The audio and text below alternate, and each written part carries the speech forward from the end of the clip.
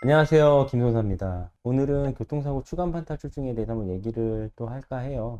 부쩍 근래에도 교통사고 이제 디스크 관련해서 이제 뭐 합의금 관련해서 문의하시는 분들이 많이 있는데, 화면에 보이는 이 디스크 MRI 사진은 최근에 처리했던 사례자분 뭐 영상이고 기억에 남았던 부분들이 있기 때문에 한번 이야기를 오늘 또 주제로서 정해봅니다.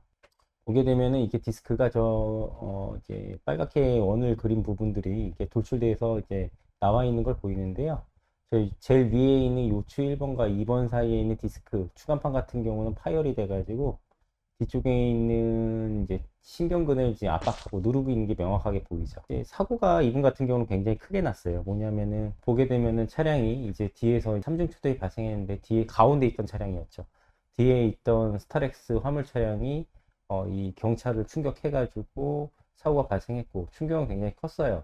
그냥 이제 동영상 블랙박스 영상을 봤을 때 안에 어떤 충격의 어떤 크기를 느낄 수 있는 운전자, 이 피해자분의 어떤 그 비명이라던가 떤 충격의 그런 내용들을 좀 접할 수 있었고요. 결국 이 차는 이제 수리가 안 됐고 폐차를 했죠. 그래서 이제 뭐 보상 처리를 하는 데 있어서 이분께서 처음부터 이제 위임을 하셔서 업무를 처리하려고 했던 게 아니라 통원 치료 기간이 총 한 100일 가까이 이분이 이행을 하셨는데 이제 종결 시점까지 그 전에 한 이제 사고 시점부터 한 3개월이 지났을 때 보험사가 이제 계속 전화가 와서 이제 합의에 대해서 얘기를 할 때 보험사하고의 어떤 그런 풀어가는 과정이 근래에 이제 더 힘들거든요.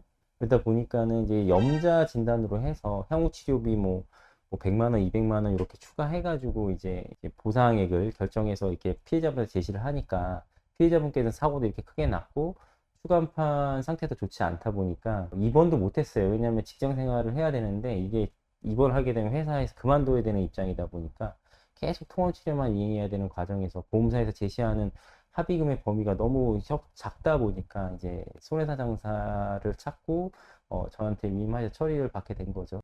결과적으로 말씀드렸을 때 이분이 이제 합의금을 받게 된 내용은 947만 원 이상의 손해액이 이제 확정돼서 컨펌 받아가지고 보상 처리가 이행이 됐는데 아무래도 피해자분들한테는 이제 보험회사가 알아서 뭔가 이렇게 디스크 관련해서 외상 기여도라든가 한시장의 부분을 인정하지 않으려고 해요. 왜냐하면 더 주게 되면 아무래도 보험사 입장에서는 손해가 크고 또 그 다음에 이제 디스크라는 게 어떻게 보면은 퇴행성적인 요소가 항상 섞여 있다 보니까 보험사 입장에서는 그냥 염자로 해서 처리하는 게 간단하거든요. 피해자분들이 잘 모르다 보니까 애써 이게 최선이다는 걸로 얘기를 해서 그냥 넘어가려는 경우가 많이 있거든요. 근데 이분 같은 경우는 아무래도 사고의 크기가 크다 보니까 당사자가 이제 억울했죠. 그리고 디스크 상태도 굉장히 안 좋았고. 정확한 거는 이 외상 기여도의 문제가 40% 외상 기여도가 인정됐고, 그 다음에 한시장에 2년이 인정돼서 손해액이 평가됐고요. 그래서 이제 아까 말씀드렸던 그런 손해액이 나와서 이제 보상받고 종결됐었는데, 중요한 게 여기서 디스크 피해자분들 같은 경우는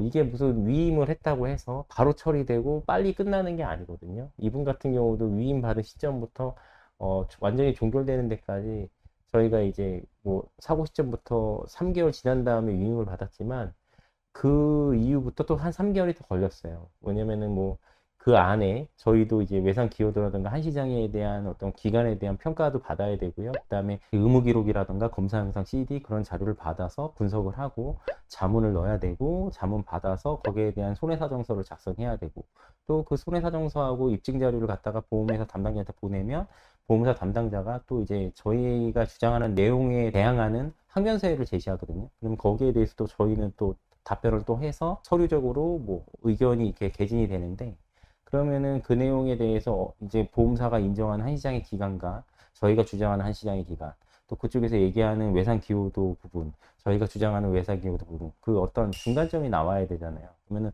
보험사에서 이제 자신들의 자문 내용을 갖고 그 내용만 갖고도 주장을 하면 어쨌든 이건 저희가 주장하는 내용하고 어떤 차이점이 있으니까 그 부분을 실무적으로 어떻게 풀 것인가 그게 이제 손해사정사의 실무적 관점이죠. 저희가 그렇기 때문에 손해액을 평가한 손해사정사가 꼭 작성이 돼서 보험사에 들어가고 그 내용을 갖고서 이제 의견 개진이 이행되어야 하기 때문에 좀 일을 제대로 할 줄 알고 사고 내용을 분석해서 피해자분에게 정당한 이런 어떤 권리가 이행될 수 있도록 좀 성실한 좀 손해사정사를 찾아서 위임을 하시고 처리하는 걸 보셔야 될 것 같아요.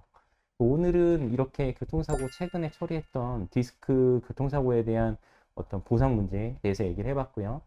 저희가 항상 교통사고 디스크 건 관련해서는 상담을 굉장히 많이 이행하고 있는데, 실질적으로 이행을 이렇게 상담을 무료로 해드리지만 실제로 저희한테 이렇게 처리하는 거는 또 많지가 않아요. 왜냐하면 이렇게 크게 사고 나서 본인이 피해가 많이 발생했다고 볼 수 있는 그런 피해자분들이 또 많지 않기 때문이죠. 대부분 이게 경미한 사고로 발생한 이제 추간판 탈출증 문제분들 같은 경우는 외상기호도가 인정되기가 어려워요. 그렇기 때문에 그런 분들께서는 그냥 보험사하고 보험사 얘기 들어보시고 저희와 같은 손해사정사, 뭐 김도사에게 물어보셔도 되고요. 이렇게 해서 방향성 한번 문의하신다면 무료로 안내해 드리니까 부분 듣고서 한번 본인께서 해결하시는 것도 나쁘지 않고요. 사고가 이렇게 크게 났다고 하면 외상 기여도에 대한 부분이 가능성이 있는지 문의하셔서 한번 방향성 설정하는 거는 더욱 좋습니다. 이를 위해서는 우선 사고 당시 차량 파손 사진, 그 다음에 MRI 판독지, 그 다음에 블랙박스 영상이 있으면 좋고요. 그래서 그런 내용들 종합적으로 기본적으로 첨부해 주시면 한번 이렇게 처음 기본적인 어떤 추간판 탈출증 보상 범위에 대해서는 저희가 판단이 쓰기 때문에 문의하셔서 적극 활용하시는 게 좋을 것 같다, 이렇게 안내해 드립니다. 오늘은 교통사고 이제 추간판 탈출증으로 보상 처리했던 최근 사례를 갖고 얘기를 해봤고요. 김선사의 오늘 보상 이야기는 오늘 여기서 마치겠습니다. 다음 이 시간에도 더 좋은 영상으로 찾아뵐게요. 감사합니다.